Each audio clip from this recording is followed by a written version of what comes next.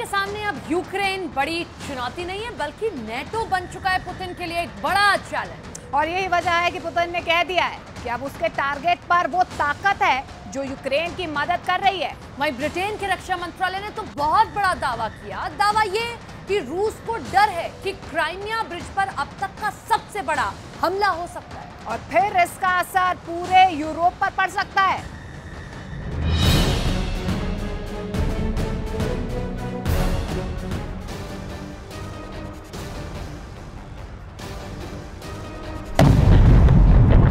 Crimea bridge पर हमला मतलब पुतिन के दिल पर हमला, पुतिन के दिमाग पर हमला।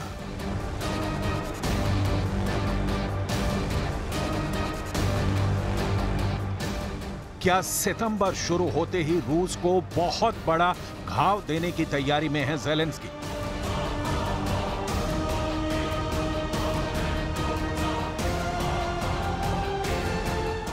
क्या रूस की फौज के गुरूर को चकनाचूर करने की तैयारी में है ज़ेलेंस्की?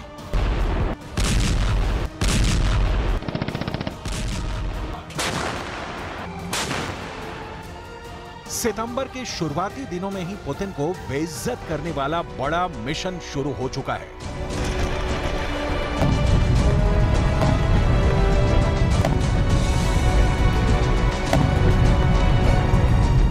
क्राइमिया ब्रिज पर वॉर ड्रोन से हमले की कोशिश। यूक्रेन की ब्रिज स्ट्राइक से रूस हिल गया है।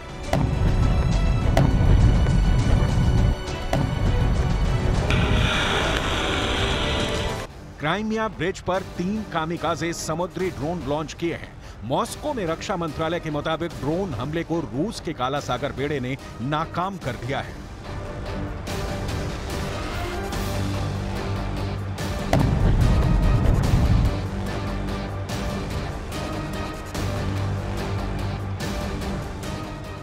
दावा तो यह भी किया है कि 3 ड्रोन में से एक ड्रोन रूस के गश्ती जहाज को निशाना बनाने में लगा था, लेकिन रूस की नौसेना ने वक्त रहते उसे तबाह कर दिया।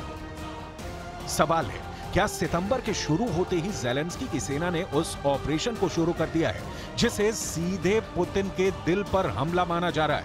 अगर ज़ेलेंस्की की सेना ने इस ऑपरेशन को आगे बढ़ाया है तो हो सकता है जो पुतिन ने कभी सोचा भी ना हो।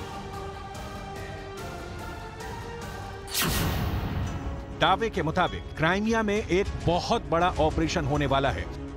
क्राइमिया पर पुतिन को कर्च ब्रिज से भी बड़ा झटका मिलने वाला है। क्राइमिया में सबसे बड़े कमांडो ऑपरेशन के लिए तैयार हो चुके हैं ज़ेलेंस्की।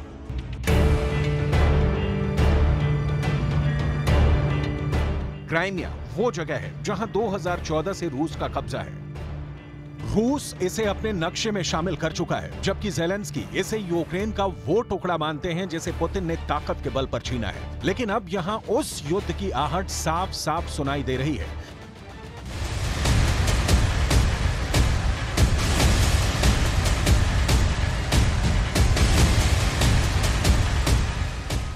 ब्रिटेन के रक्षा मंत्रालय ने बहुत बड़ा दावा किया है। दावा ये कि रूस ने क्राइमिया ब्रिज पर हमलों को रोकने के लिए सुरक्षा की एक अदृश्य दीवार खड़ी की है, वो भी समंदर में।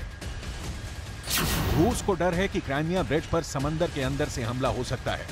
नाटो की मदद से यूक्रेन की सेना क्राइमिया ब्रिज पर अंडर वाटर ड्रोन से हमला कर सकती है। ब्रिटेन के रक्षा मंत्रालय के मुताबिक इस खतरे से निपटने के लिए रूस की सेना ने समंदर में एक खास तरह की बाड़ तैयार की है जो पनडुब्बी से लेकर पानी में अंदर से मार करने वाले ड्रोन की राह में रुकावट पैदा करेगा।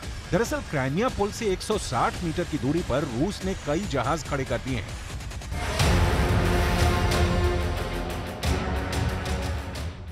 नाटो देशों से मिले टैंकों से ज़ेलेंस्की का जज्बा इतना बढ़ चुका है कि दावा किया जा रहा है कि यूक्रेन क्राइमिया पर भी चढ़ाई कर सकता है। लेकिन ऐसा दावा है कि अगर ज़ेलेंस्की ने क्राइमिया की ओर देखा तो परमाणु युद्ध तय है।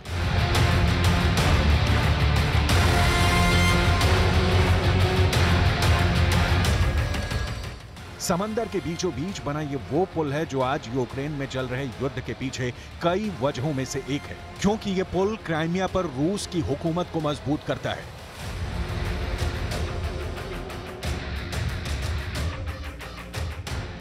रूस की सेना क्राइमिया के ब्रिज की सुरक्षा 20 तरीके से कर रही है। इसमें सैटेलाइट, लड़ाकू विमान, ड्रोन, युद्धपोत, टैंक, गोताखोर, military dolphin, rocket launcher, hand grenade और बख्तरबंद गाड़ियों सहित 20 तरीके से इस ब्रिज की सुरक्षा की जा रही है। क्राइमिया के सिविक चैम्बर के अध्यक्ष अलेक्जेंडर फार्मचुक का दावा है कि अगर यूक्रेन ने क्राइमिया पर कूच किया तो पुतिन परमाणु बम का बटन दबाने से नहीं हिचकेंगे।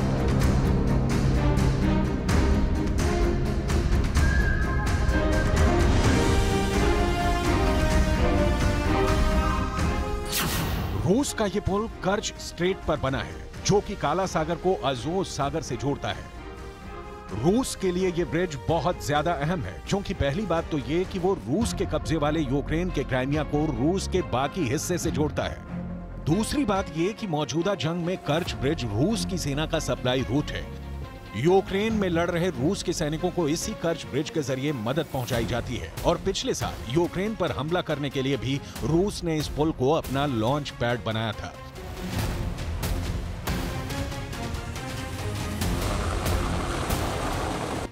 क्राइमिया के सिविक चैम्बर के अध्यक्ष अलेक्जेंडर फार्मचुक ने सरकारी समाचार एजेंसी RRI नोवोस्ती को दिए इंटरव्यू में दावा किया है, क्राइमिया पर अगर हमला हुआ तो ये विश्व विध्वंसक परमाणु युद्ध को बुलावा दे सकता है।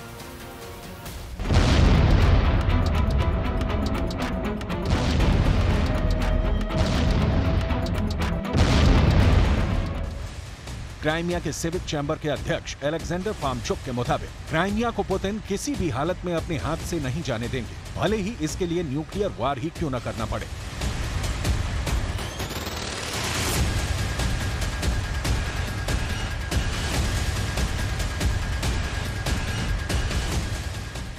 पुतिन के जख्मों पर नमक छिड़कने के लिए ज़ेलेंस्की के रक्षा मंत्रालय ने ये तस्वीरें पोस्ट की हैं और बताया है कि अब तक रूस के 500 एयर डिफेंस सिस्टम तबाह किए जा चुके हैं। अब यहीं पुतिन का गुस्सा एक निर्णायक फैसला कर सकता है। इन 2 हमलों के बाद अब पुतिन दक्षिणी यूक्रेन को लेकर बहुत ज्यादा गंभीर हो चुके हैं। क्राइमिया ब्रिज पर लगातार हमलों के बाद अब क्राइमिया के अंदर S-400 का तबाह होना और खेरसॉन में रेडार स्टेशन को ही उड़ा देना, ऐसे झटके पुतिन बिल्कुल बर्दाश्त नहीं करेंगे और इसके लिए अब उन्होंने पूरा ठीकरा बाइडेन पर फोड़ने का फैसला किया है। यानी रूस और अमेरिका की डायरेक्ट टक्कर किसी भी वक्त हो सकती है।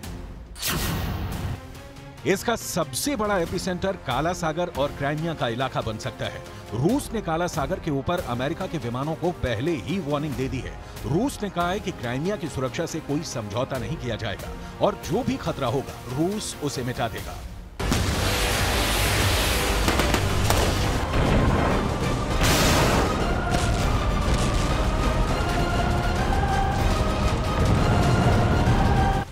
क्राइमिया को लेकर पुतिन इस वक्त बहुत ज्यादा जज्बाती हो चुके हैं।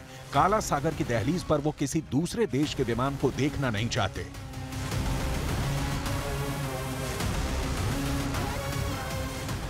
वहीं दावा किया जा रहा है कि रूस पर दबाव बनाने के लिए उसके क्राइमिया नाम के कमजोर नस को दबाने की तैयारी अपने अंतिम पड़ाव पर है। इसके प्लान का ट्रेलर ज़ेलेंस्की के दक्षिण अभियान के दौरान दिखने भी लगे हैं। ज़ेलेंस्की की सेना अब दक्षिण की ओर आगे बढ़ने की कोशिश कर रही है। दावे के मुताबिक यूक्रेन की सेना ने अजोव सागर तक पहुंचने का लक्ष्य तय किया हुआ है। यूक्रेन की सेना चाहती है कि वो यूक्रेन के दक्षिणी इलाके से होते हुए अजोव सागर तक पहुंचे, जो रूस और क्राइमिया को जोड़ता है। यानी अगर यूक्रेन की सेना रूस के इस जमीनी पकड़ को कमजोर कर देती है तो क्राइमिया पर हमला आसान हो जाएगा। इतने दिनों के युद्ध के बाद भी यूक्रेन के अंदर करीब 1000 किलोमीटर से भी लंबा वॉर फ्रंट खुला हुआ है, जहां दिन रात लड़ाई चल रही है। रूस और यूक्रेन के सैनिक आमने सामने की जंग लड़ रहे हैं। जब पुतिन ने इस जंग को शुरू किया तो उनका सबसे बड़ा लक्ष्य था क्राइमिया को रूस की मुख्य भूमि से जोड़ना, यानी क्राइमिया और रूस को जमीनी रास्ते से लिंक कर देना।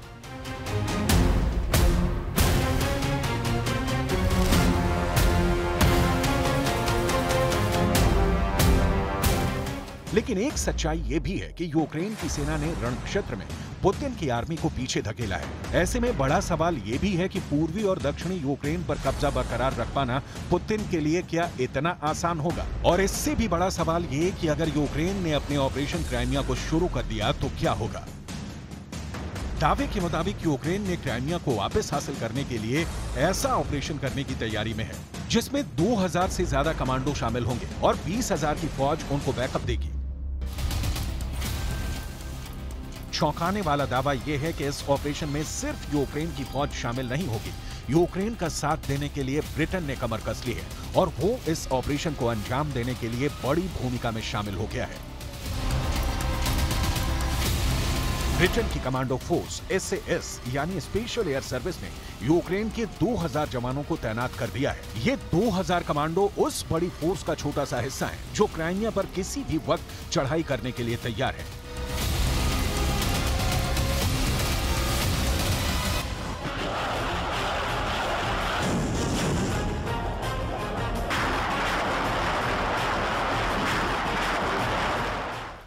यह ऑपरेशन सितंबर में शुरू हो सकता है और कहा जा रहा है कि पहले हमले के बाद अगर कई महीनों तक क्राइमिया में बहुत भीषण जंग हो सकती है। ज़ेलेंस्की का टारगेट बहुत साफ है और वो ये कि यूक्रेन क्रिसमस तक यानी दिसंबर 2023 खत्म होने से पहले पूरे क्राइमिया पर वापस कब्जा करना चाहता है।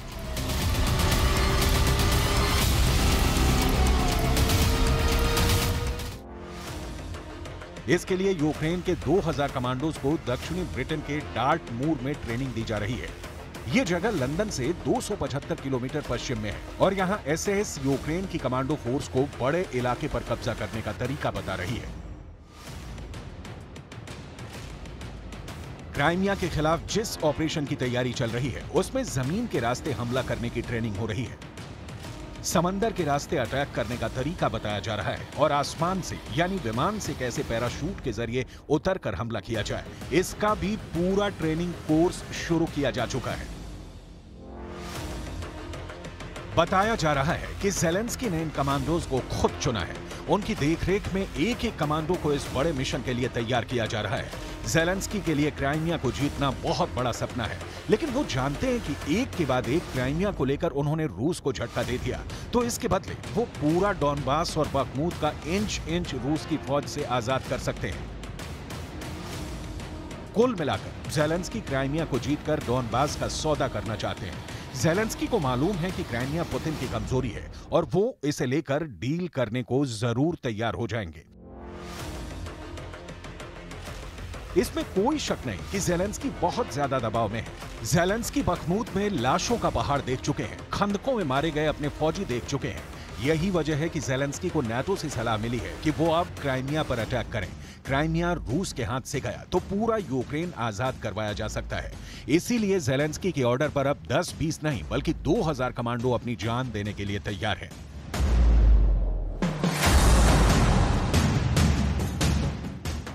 क्राइमिया में 2000 कमांडो ऑपरेशन करेंगे और इनमें से 334 लड़ाकों की फोर्स ऐसी है जिनसे खुद ज़ेलेंस्की ने बात की है। ये यूक्रेन की सेना के वो 334 नए अफसर हैं जो ज़ेलेंस्की के एक हुक्म पर अपनी जान देने को तैयार हैं और रूस को हराना इनका मकसद है।